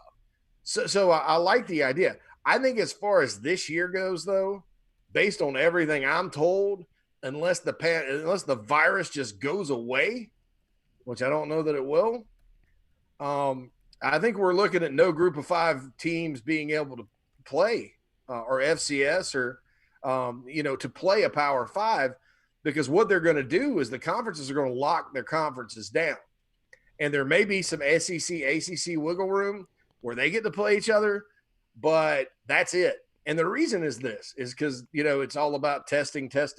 We all hear that from the media every single day. Well, they try to scare the bejesus out of us. And, oh God, oh Lord. So these programs are going to test. Now, Tulane tested their athletes twice in 3 weeks or something, cost them $100,000. Now, that's a drop in the bucket for a program like Clemson or South Carolina. For Tulane and Coastal Carolina and Charlotte and App State and all those programs that we love, that's a lot of money. And plus, so you can't ask them to follow the same protocols. Number 2, they're going to try to get conference championships in. And I do think they will expand the playoff. But in order to do that, because things are so unpredictable, and this is all assuming that we have a season and that the ninnies don't shut everything down. That's the best word I can come up for them is ninnies. I don't even know what that means. But, if they don't shut everything down, I think what they're going to do is they're going to try to – because conference championship games are a cash cow for the entire conference. Right. It's not just Bama and Georgia that get that money. It's split up. So what they're going to probably do is conference play only. The ACC, I just read something from the Richmond Times-Dispatch from Dave Teal, who's very connected to that league. They're going to do something crazy. They're going to have 3 5-team pods and play round robin. Right. So in other words, Clemson's probably going to play like Virginia Tech twice. And whoever's on the schedule, they're going to play home and home like the NFL divisions, and they're going to throw Notre Dame in there, which is bizarre. But so you're going to do that, and the reason you do it like that, and I don't think the SEC is going to play any round robin, but you're going to stack the division opponents at the top. That way, if you're the SEC, for example, and you got 6 division teams, and we may see the Iron Bowl in October this year because of this, then you have to, at the very least, over the course of 13, 14 weeks, you could probably, even worst case scenario, a non-ninny scenario here, you can get those 6 games in. And then you can have a conference championship game because you've played everybody in your division. Everything's fair. It's on the up and up. There you go. And so with that said, I don't know how group of 5 teams and FCS teams are going to get scheduled by the Power 5. Now, it's unfortunate, because the scenario I've heard is the SEC and ACC may play each other outside of their stupid pod thing or whatever, and the SEC playing divisions to preserve the rivalry games, and then also because the ACC and SEC have similar resources in terms of testing. Plus, don't think for a minute that the fact that ESPN owns both of those networks, SEC and ACC, that didn't play in a factor in those two conferences cooperating. I actually like the idea. Like if that was the idea and this were a normal year, I could probably get on board with that with a few adjustments. As far as 8 teams go, no guarantee. And I'm going to agree with you now. If we get to 8, no group of 5 guaranteed. Yeah. If we had a situation a few years ago, UCF probably was one of the top 8 teams in the country. I'd justify that. Yeah. But I am not in favor of, just like, the undefeated team, because we have too many problems now when you're talking about college football in the playoff, to where we're still stuck in the mentality where going undefeated is everything. Okay. See Fighting Irish, Notre Dame. Right. That Notre Dame team, guys, played nobody. Right. They played a lot of names. They played Florida State and they beat the crap out of them. Well, Florida State was 5-7. Well, they fought hard and won at Southern Cal. Southern Cal was 5-7. Well, they went to Blacksburg and tattooed the Hokies. Well, that was a 6-6 Virginia Tech team that had to reschedule a game against East Carolina after they pulled the Virginia game out of their bahunkus to get to a bowl. Mm-hmm. So that's that. One of these things is not like the other. And so until I think we get past that in college football, and we're still giving Notre Dame and the ACC champs a pass. And I'm not saying Clemson hasn't belonged any of the times they've been in. Well, maybe not in 2017. But, Clemson's schedule leaves a lot to be desired too. And there's going to be a year where maybe they're not as good. And then they go get walloped. And we're like, well, they didn't really play anybody. So, until we get past that, I just don't – I think that you will see a lot of teams that maybe aren't as good or deserving, get into that top 8 as it is. And shoving a group of 5 team in there, to me, it's just like they're going to be perennially the 16th seed and get sent to like there's the NCAA tournament, the 16th seed, and get sent to Tuscaloosa every year, or Clemson, and get walloped. So, I'm with you on the merit if we have an 8-team playoff. Now, 16, I could see there's room for everybody. I still believe the group of 5 needs to have their own playoff, period. I think that's like we used to have Big 16 in high school football in South Carolina. Right. And then 2 4A. Yep. That's how they do it at the high school level. College, it would make sense just because I think some of these programs that are proud championship winning programs deserve a legitimate shot at a piece of hardware. And I think it would be compelling. Yeah. So with one of the things with a 16-team playoff that I want to point out too is like what is the main argument every year when it comes to this 4-team playoff? Well, not enough teams. No, well, in addition to that, what does everybody want with those 4 teams? Get the best 4 teams in there, right? Yeah. Guess what? With a 16-team playoff, you're still going to have the best 4 teams in the country in there. You're going to have it. You're also going to have the best 8 teams in the country in a 16-team playoff. So Essentially what I'm arguing with a 16-team playoff is you're going to reward conference championships first and foremost, and people are going to actually have access to money that they didn't have access before. By the way, you're still going to get the top teams in the country into the playoff. You're going to have an opportunity for upsets, and it creates this enormous bubble essentially over a 6 or 7 week span where there is a playoff angle at so many football games. Right now, we get into November, and there's a playoff angle with about 7 or 8 maybe. And if you have an expanded bubble where you actually have teams who are late in the year, JC, 6-2, 7-1, 7-2, even like they start out the year like, they're 4-3, but it's Florida, and those 3 losses that you mentioned a minute ago, they opened the season in a neutral site and say they got beat by Texas, and then they lost a heartbreaker in those first 7 games. One of them was to Georgia by a missed kick, and one of them was to LSU, and they're only 4-3 through the first 7 games. Oh, they're not that good. But all of a sudden, at the end of the year, they're 9-3, and they steamroll Florida State, who's a top 10 team. And these are all hypotheticals. They beat Tennessee. All of a sudden, Tennessee's a top 10 team, and they beat all of a sudden, these teams have an argument to be on the bubble. Doesn't mean they'll get in. 3 losses, you cannot get in the playoff. But you might have. I think. Now, see, I disagree. 16 team 16, playoff, absolutely. 3 losses, depending on what those 3 losses are. But that's part of my point. That's why it can't get to 16, because you have to reward people here. If you've got 3 losses, look, but the regular season is you're not. The regular season isn't as important. Look, Florida, you can't go. You got 3 losses. I just said the regular season would be important the whole last 5 or 6 games of the year for them. Well, look, and then you're looking at a situation like it was a couple of years ago, where you had, if you looked at the rankings, which were garbage, outside of the top whatever, and I think this was the 2017 or 2018 offseason. It was 2018 because Syracuse was good. You're going to have Syracuse get into the playoffs ahead of LSU just because Syracuse only has 2 losses in Cream Puff City, and they played Clemson close, although Notre Dame spanked them. And then they lost to somebody like NC State and Dave Dorn, that should get you disqualified from ever competing for a championship. Always on the Dorn bandwagon. Hey, Phil Steele likes NC State this year in college football. But, Syracuse would have gotten in, and NC State would have, speaking of Dorn, and, some of these ACC teams that had better records, I think Boston College may have been one of them, where they were ranked ahead of your LSUs of the world just because LSU was sitting there at 8-3, 9-3, or Auburn had 4 losses, or Mississippi State had 4 losses.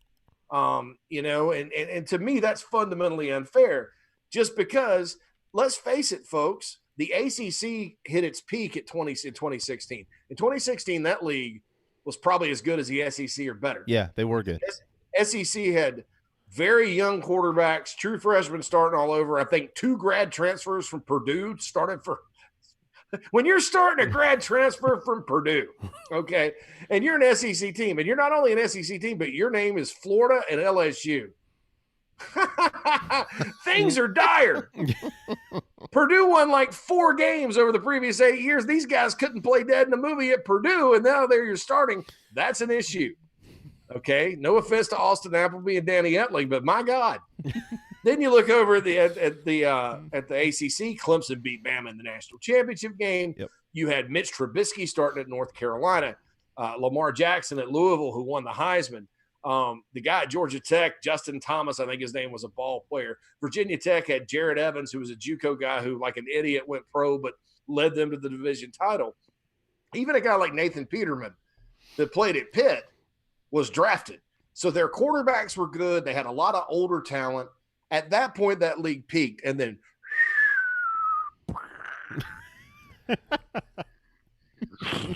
still go.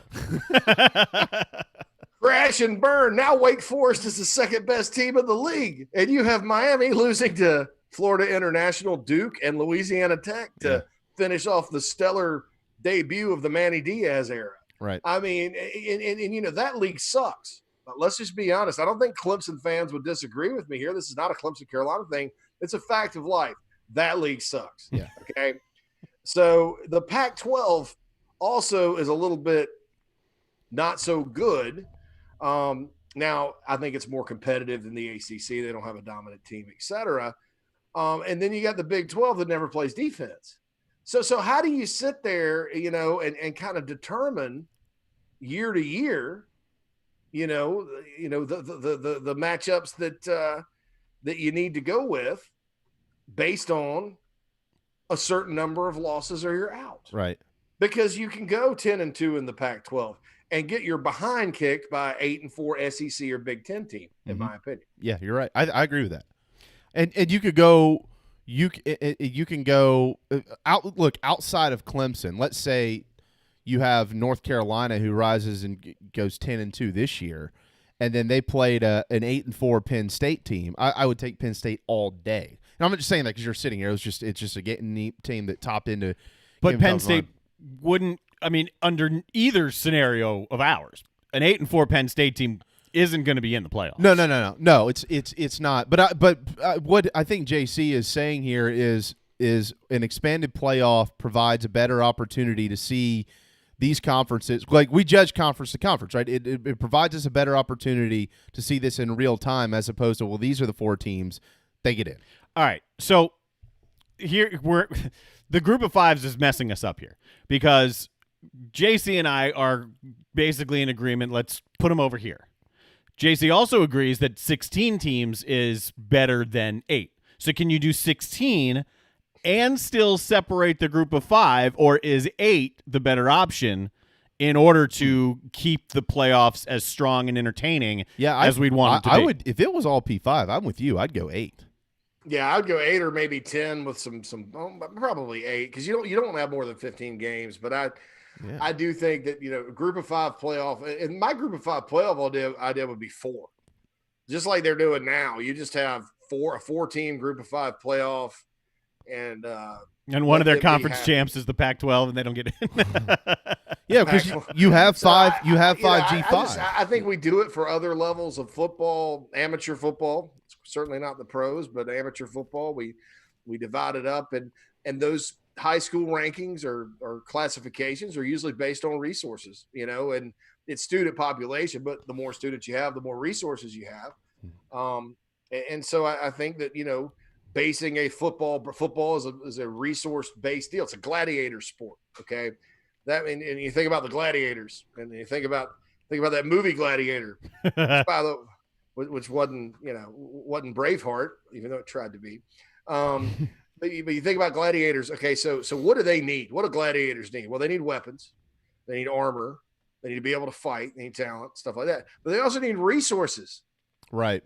If you're a poor gladiator, you're sitting there with a stick and trying to fashion your own sword. You need some precious metals. What if your sword breaks? So football being a gladiator sport, obviously, in my opinion, is directly tied to resources. And so I don't think there's anything wrong with letting these very proud, very good group of, if you're a Georgia Southern fan, okay? And they do have fans, 25,000 down there in Statesboro. Yep. My ex-mother-in-law went to Georgia Southern. She said they used to go on rattlesnake hunts. You go down I-16 because they were building it at the time. This was a long time ago. Her name's Karen, too, by the way, which is a totally different conversation. And she'd have like rattlesnakes hanging from the trees. But anyway, Georgia Southern, when they got football and they had Irk Russell, they were winning national championships or running option. The first outstanding running back named Adrian Peterson's played there. It's not the one that went to Oklahoma. It was another one. And now what do they have to look forward to at Georgia Southern? Well, gosh darn it, Montgomery's nice in December. Right. Go Eagles.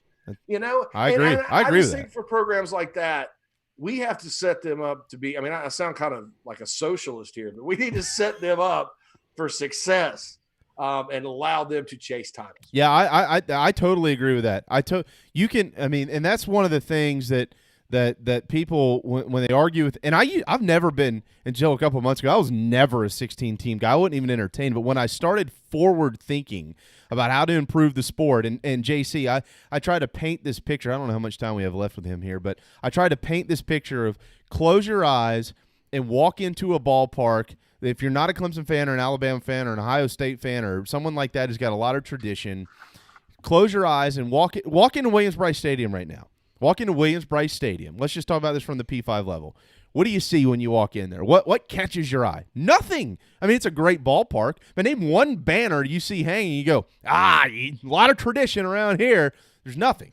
There's an SEC East Champions banner and a 1969 ACC Champions banner. That's it. But Tommy Suggs is going to come after you. I know. But in 15 years, if you have a 16-team playoff and Carolina's cracked that playoff 3 times, and you walk into Williams-Brice Stadium and see college football playoff 2025, 2027, 2030. There is a different version of history being built because the sport allowed it to be built by virtue of an expanded playoff. And I say that similarly for places like Central Florida or Kentucky or Indiana or wherever who doesn't have a long history of a lot of success in this sport, that you could change the future of this sport by changing the college football playoff, providing resources, providing tradition. But you don't hang banners in an arena just for making an NCAA tournament. Yes, you do. Oh, yeah, you do. Absolutely, you But do. the ones that matter, okay, fine. But the ones that matter are Final Four or championship. Like kind of, but... and okay. Does the College of Charleston think that? But that's different. That's not a Power 5 team. If you guys can disagree with me on that, and that's fine. If you're hanging banners in Williams-Brice that say we're in the playoffs this year, does that really impact recruiting? I think it does. No, you're in the SEC. It doesn't make a difference. No, it does, because it used to be that, like, before there was a playoff, like Georgia Tech's been to a ton of bowls, and they put them all up on the board, and kids used to go there, and they were like, oh yeah, oh, you went to the Freedom Bowl, did you, back in '87, or right, the Sun Bowl, or whole? I mean, it looks like Georgia Tech's got all the, and Georgia Tech, they do have tradition, but it looks like they've got all this success. And then, of course, they're like, well, what can I major in here? Well, management or management. Well, they did win. Maybe, or unless you just want to study, and then go Tech. But here's an interesting point you brought up, JB, as far as conference championship games and them meaning something as far as this goes. In the last 5 years, and my years may be off, okay? So we have a problem in college football right now with interest in the postseason. I agree. Even the bigger bowls, like Florida went to the Peach Bowl a couple of years ago, played a disinterested Michigan team. Yep. I was at the College Football Hall of Fame the next day. Michigan fans are just walking around going, we don't care. We didn't even care about that game. And, Jim Harbaugh needs to beat Ohio State. That's all they could talk about. And then the Gator fans were like, they kind of sucked and didn't show up. So even a New Year's Six game is not that exciting. But your conference championship games outside of the SEC haven't been either. Right. But in the last 10 years, let's put a playoff berth on the line, okay? Yep. Here are the programs that would have been existentially part of the playoff because they're in the conference championship game. And so that's really literally almost like, a play-in game for the playoff because you got to win it. Pittsburgh, Virginia, Northwestern, Colorado, Arizona, North Carolina, Virginia Tech, Florida, Auburn, TCU, and Baylor. So are you telling me that it's a bad thing? Because even if those teams had won those games, they don't go into the playoff with automatic, because people are like, we don't want automatic bids. Well, I beg to differ. I think it's the more we can put a clear path to the glory in college football and make games more meaningful in the postseason, because college football has got the best regular season in the world, and still could. But the bowls and the championship games and all that, nobody cares. I mean, did anybody care that Pittsburgh was playing Clemson? No. But if we give these schools access and say, all right, Pittsburgh wins, they're going, I think that raises the stakes. And then they can go recruit off that.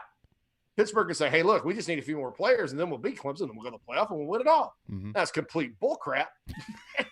But you use what you can in recruiting. And so I'm of the opinion because what you're going to have if we have too much more of this, the same 4 teams, Oklahoma, Clemson, an SEC team, whoever else, we continue to do that.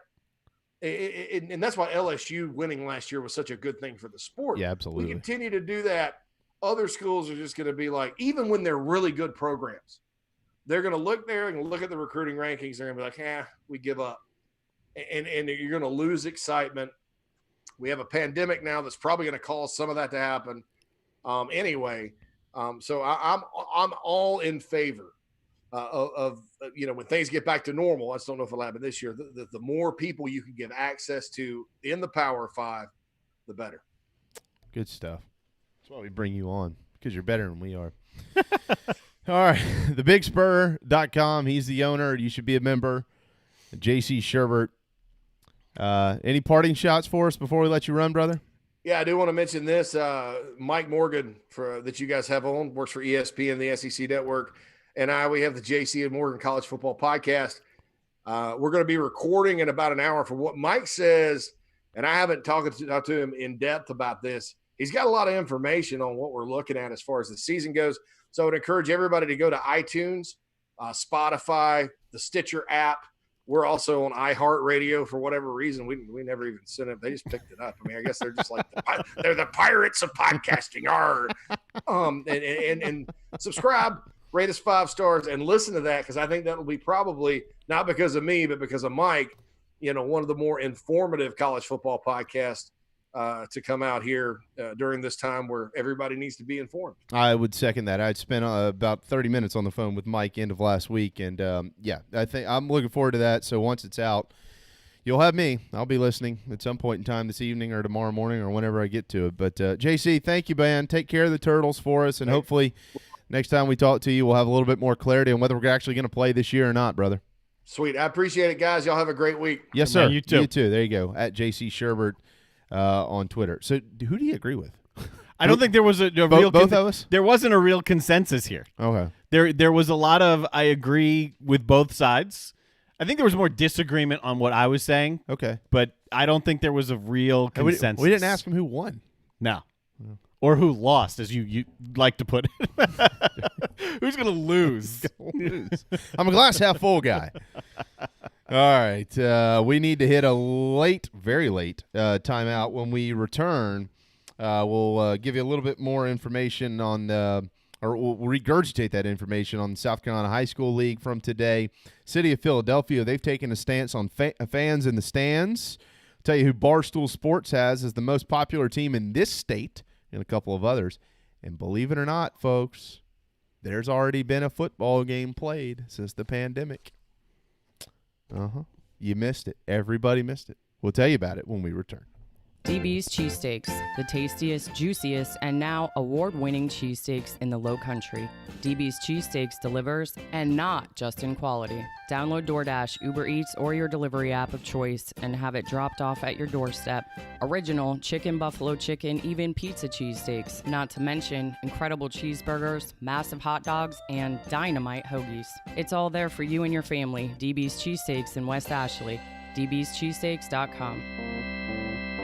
At Patriots Point Naval and Maritime Museum, families walk in the footsteps of our nation's heroes, the brave ones who risked their lives to defend our way of life. Home to the aircraft carrier USS Yorktown, USS Laffey, and the USS Clamagore, there's more than 1 million square feet of exhibit space to roam. White Glove certified, we have several new health safety measures in place to enhance the visitor experience. Come for the day and leave feeling inspired. One of the most impressive museums in the country, located right here in Mount Pleasant. Visit patriotspoint.org for more. We'll see you soon. This is Scott Glaze, head golf professional at the links at Stono Ferry, located on the outskirts of Charleston, South Carolina. I'm inviting you to tee it up on one of the most scenic and challenging courses in the Low Country. Our back nine is highlighted with 3 holes that border the Intercoastal Waterway. Visit stonoferrygolf.com to book tee times and discover all that Stono Ferry has to offer. The links at Stono Ferry is a former South Carolina Golf Course of the Year and is also home to the College of Charleston men's and women's golf teams. Come see us. We would love to have you. stonoferrygolf.com.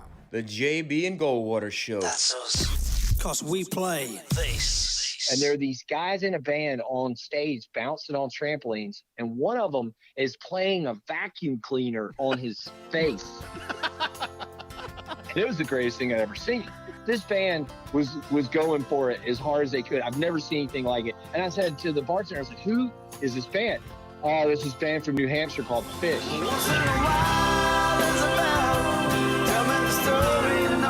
All right, 146, final 15 minutes on this Wednesday afternoon. Welcome back to the JB and Goldwater Show. DB's Cheesesteaks serves our program daily around here. dbscheesesteaks.com.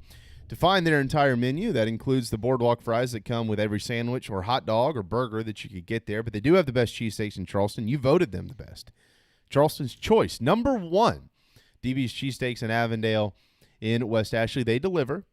My favorite's the buffalo chicken cheesesteak with lettuce, tomato, mayonnaise, fried onion, chopped fried. They're not the stringy onions. Some people, I think, get that confused. Like they don't want the real stringy onions on their. No. You don't even know they're in there. They're mixed into it. Oh, so the flavor just blends in. Yeah, they chop the onions with the meat. Oh, yeah. So it's all on the grill or whatever you want to say at the same time. With the cheese. That's the way you make a good sandwich. I know. That's how I make when I'm making the warm sandwiches at home. All the other ingredients other than like the lettuce and tomato, it's going in the pan as things get warmed up. Absolutely. It's got to with the cheese. Yeah, you're right. It's got to. You mix it in. That's what they do. That's Yep. why they're so good. That's why they're number 1. DBcheesesteaks.com, again, for that entire menu. Remember, by the way, go to holycitydrivein.com to find out which movies we'll be showing this weekend at Patriots Point. Drive-in movie, Friday, Saturday, Sunday night. All right, we do have the National Days calendar to get to here in just a little bit, but the breaking news locally, and I say locally, statewide news today is the South Carolina High School League pushing back the start of fall, and they're going to a 7-game region schedule, correct? 7 games, region games played up front. So if there's a chance to add games, they may be able to do that. It'll start September 1. However, it can be pushed back to an October 2nd start. And worst case scenario, the option of spring is still on the table. Practice, though, was supposed to start in mid-July. That has been backed up to August 7th. Oh, sorry, supposed to start late July. It's been backed up to August 17th. Okay. This approval, by the way, was a 14-2 vote, so overwhelmingly passed by the league. And Frankie Mansfield, Jeff Hartzell, all these guys who cover this in the Low Country, David Shelton, and they're all on top of this. If you go to postandcourier.com, there's so much information about this.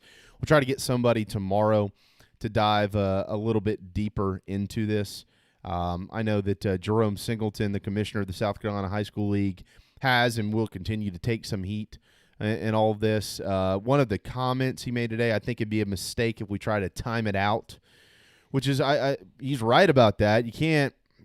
We don't know, right? I mean, what are you timing? You don't really know what you're timing. But they've got, I think the main thing here, Darren, from what I understood, was to have as much flexibility as possible, right? That's what Jerome Singleton is saying, that it allows us, and like I said at the very start of the show, similar to what we're seeing from some college football conferences now that are saying our Olympic sports are not going to start until this time. And some conferences have already said we're going conference-only games. Everyone's buying themselves some time right now. So the time frame has expanded just a little bit, and if there need to be further adjustments, there can be. I think it's very similar to that. My big question, we'll talk to some tomorrow. There were 4 different proposals. Like one came in from Lexington, and they were for different reasons. Lexington wanted to push everything back to the spring. I had seen where there was hope that all of South Carolina could be in agreement, but apparently that's not the case. But I don't understand the divides. So the South Carolina High School League, for those purposes, I got that part. Yeah. Well, maybe one of these gentlemen can give us a little bit more insight in that tomorrow. So we'll try to get you as much info on that. But the good news is this: they're planning to play high school football. So that's good. that's what we'll focus on. All right, the city of Philadelphia says no fans in the stands, period. Phillies, Eagles, whomever. They're not going to let you put fans in the ballparks. That's a city ordinance. The teams can apply for an exception to the rule. There's a more legal term than that. But they can apply to see if some fans may be able to be allowed. But right now, that's not looking wonderful in Philly. Yeah, not looking too great up there. But we're as we get information like this, we try to pass it along. I would encourage you as well to go to the Post and Courier. A little side note here: go to the postandcourier.com and read the column that is out from Josh Needleman, who covers Clemson. I read it this morning, and it is about Clemson businesses and what could happen to them in lieu of this pandemic. and what they've been going through. Some say they'll survive. Some probably won't. If there is no football season, if there's no fans, so it's going to differ a little bit for everybody. But this is what a lot of what Darren and I consistently talk about around here, the true economical impact on a lot of these small towns. And Clemson is a small town where these colleges are. What will happen? So we need football. So do your part so we can make sure that we get that. The first football game in the United States since the pandemic began is already played. Did anybody know that? I did. It played on July the 11th. It was the 62nd Nebraska Shrine Bowl at the University of Nebraska at Kearney in Kearney, Nebraska. That's right. Almost 2,500 fans were there. They're all lumped in there, too. And they're all lumped in there. If you're watching, that's what you're looking at on the screen right now. So, hey, they got the high school kids on the field, played the Shrine Bowl. I know how important the Shrine Bowl is in the South Carolina-North Carolina game. Yep. I would imagine out there, if it's the 62nd one of them, that it's similar. That's right. Yeah. And Nebraska loves their football. Those Cornhuskers, they love it. Remember, tonight is NASCAR's All-Star Race in Bristol, Tennessee. Expected to have about 30,000 fans in the stands. So we'll be tuned in for that. We'll talk to Phil Steele on Friday here at 12:30, but yesterday got the news that Phil Steele had named Izzy McQuamu to his fourth-team All-America squad. I think Izzy McQuamu is a really great player. So what I'm going to say is not in any way, shape, or form degrading or downgrading him as a talent.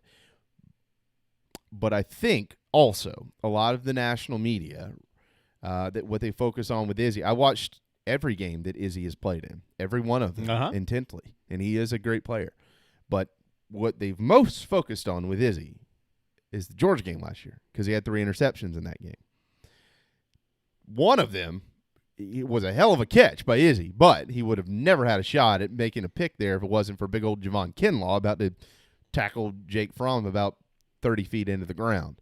So got a little bit of help there by virtue of that game. But hey, guess what? He also made the plays and took that one to the end zone, as a matter of fact. So congratulations, Izzy McQuamu. A lot of eyes will be on him certainly this year. Also, if you missed the Braves news, Mike Soroka scheduled to start Game 1. Yasiel Puig has been signed by the Atlanta Braves. He'll roam around the outfield for them this year and probably play a lot of DH in the National League.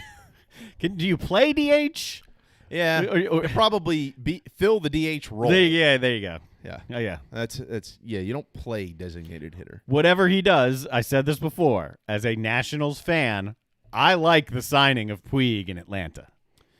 Because it can go wrong. It may go very, very wrong for every other team in the NL East too, but it can also go wrong in Atlanta. He's a big personality. There's no it might be a polite way to put that. But he can hit too. Yeah, he can hit. If he catches fire, he's dangerous, and he's in a better mood. But if he's struggling, he's a liability. Yep. But if he's hot, then he's probably not causing problems, and he's probably helping you win. Yeah, there's no question about that. All right, you ready for everybody's favorite segment?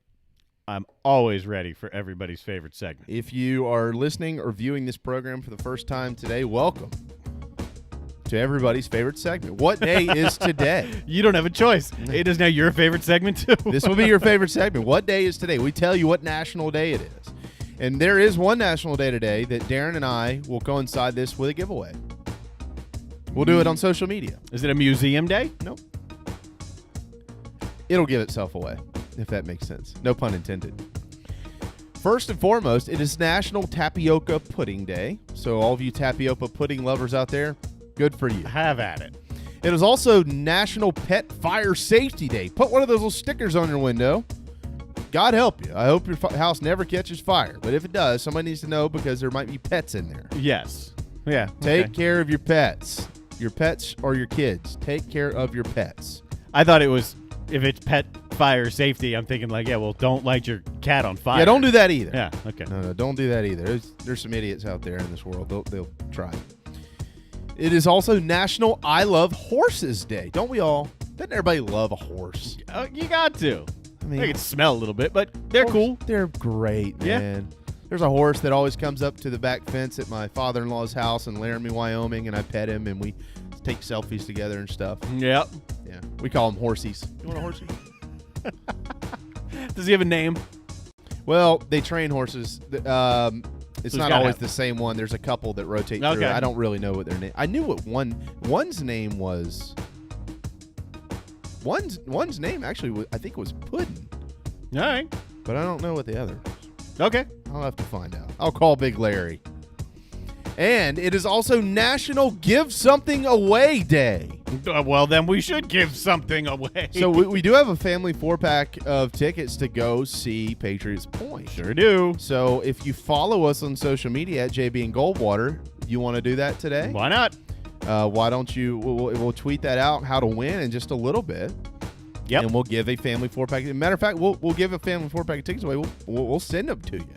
You don't even have to come pick us up. We'll pick them up. We'll send them to you. We can do that too. Yeah. But if you don't have a family 4-pack of tickets to give away, give something away to somebody today. Whether it's, you give your wife $20 or you give your husband $20. In my house, hey Carrie, and over $20. I need $20. Always. Make somebody a meal. Give something to somebody. I can always use 20 more bucks. So happy National I Love Horses Day, National Give Something Away Day, take care of your pets in case of a fire, National Pet Fire Safety Day, and National Tapioca Pudding Day. What I'll do on social media here, if you're following at JB and Goldwater, I'll put a tweet out right after the show, anytime between now and then. And if you're following both JB and Goldwater and the Patriots Point Naval and Maritime Museum, you got to follow them both. And then one random retweet of that will be selected. Okay. All right. Perfect. So that's coming up. So we're going to send somebody over to Patriots Point, the finest museum in the state of South Carolina. PatriotsPoint.org, HolyCityDriveIn.org for this weekend's movies, Friday, Saturday, Sunday night. You can tailgate over at Patriots Point with whomever you choose to tailgate. Whoever you want. And they are White Glove certified, and the tailgating is you're in your own little area. So you're all good. Take your tents and your chairs and this, that, and the other. All right, so we do have Scott Glaze tomorrow. We'll get with Frankie and try to get him in and figure out a little bit more on this South Carolina High School League decision. Darren and I have argued throughout the day on what to do with because we all know that the NCAA is going to call us, and the College Football Playoff Committee, we're planning a phone call. So they're going to give us a shout, and we're going to tell them what we think, 8 teams or 16 teams, and let's get this thing on the right track. So we've got a lot to get to tomorrow. We've got a lot to get to on Friday. Believe it or not, without sports, it's pretty busy, at least for us. There are other shows out there that are not as busy as we are. Plenty of them. But they're just not as good either. Right. If we're busy, that means we're good. Like I always say, better to be busy than bored. That's very true. Very true. Darren, thank you so much for all of your hard work. And you too, man. Thank you for the top of the show there for doing what you do. Yeah, man. I put you in Always. bad spots sometimes. Yeah, whatever. It's not like I'm not ready for the show anyway. That's true. Thanks to J.C. Sherbert for his extended time today. It's always a pleasure to catch up with our friend from thebigspur.com. JC and Morgan podcast coming out soon. You'll want to be on top of that wherever you listen to your podcasts. For Darren, I'm Jamie. Have a wonderful Wednesday. We're back tomorrow at noon.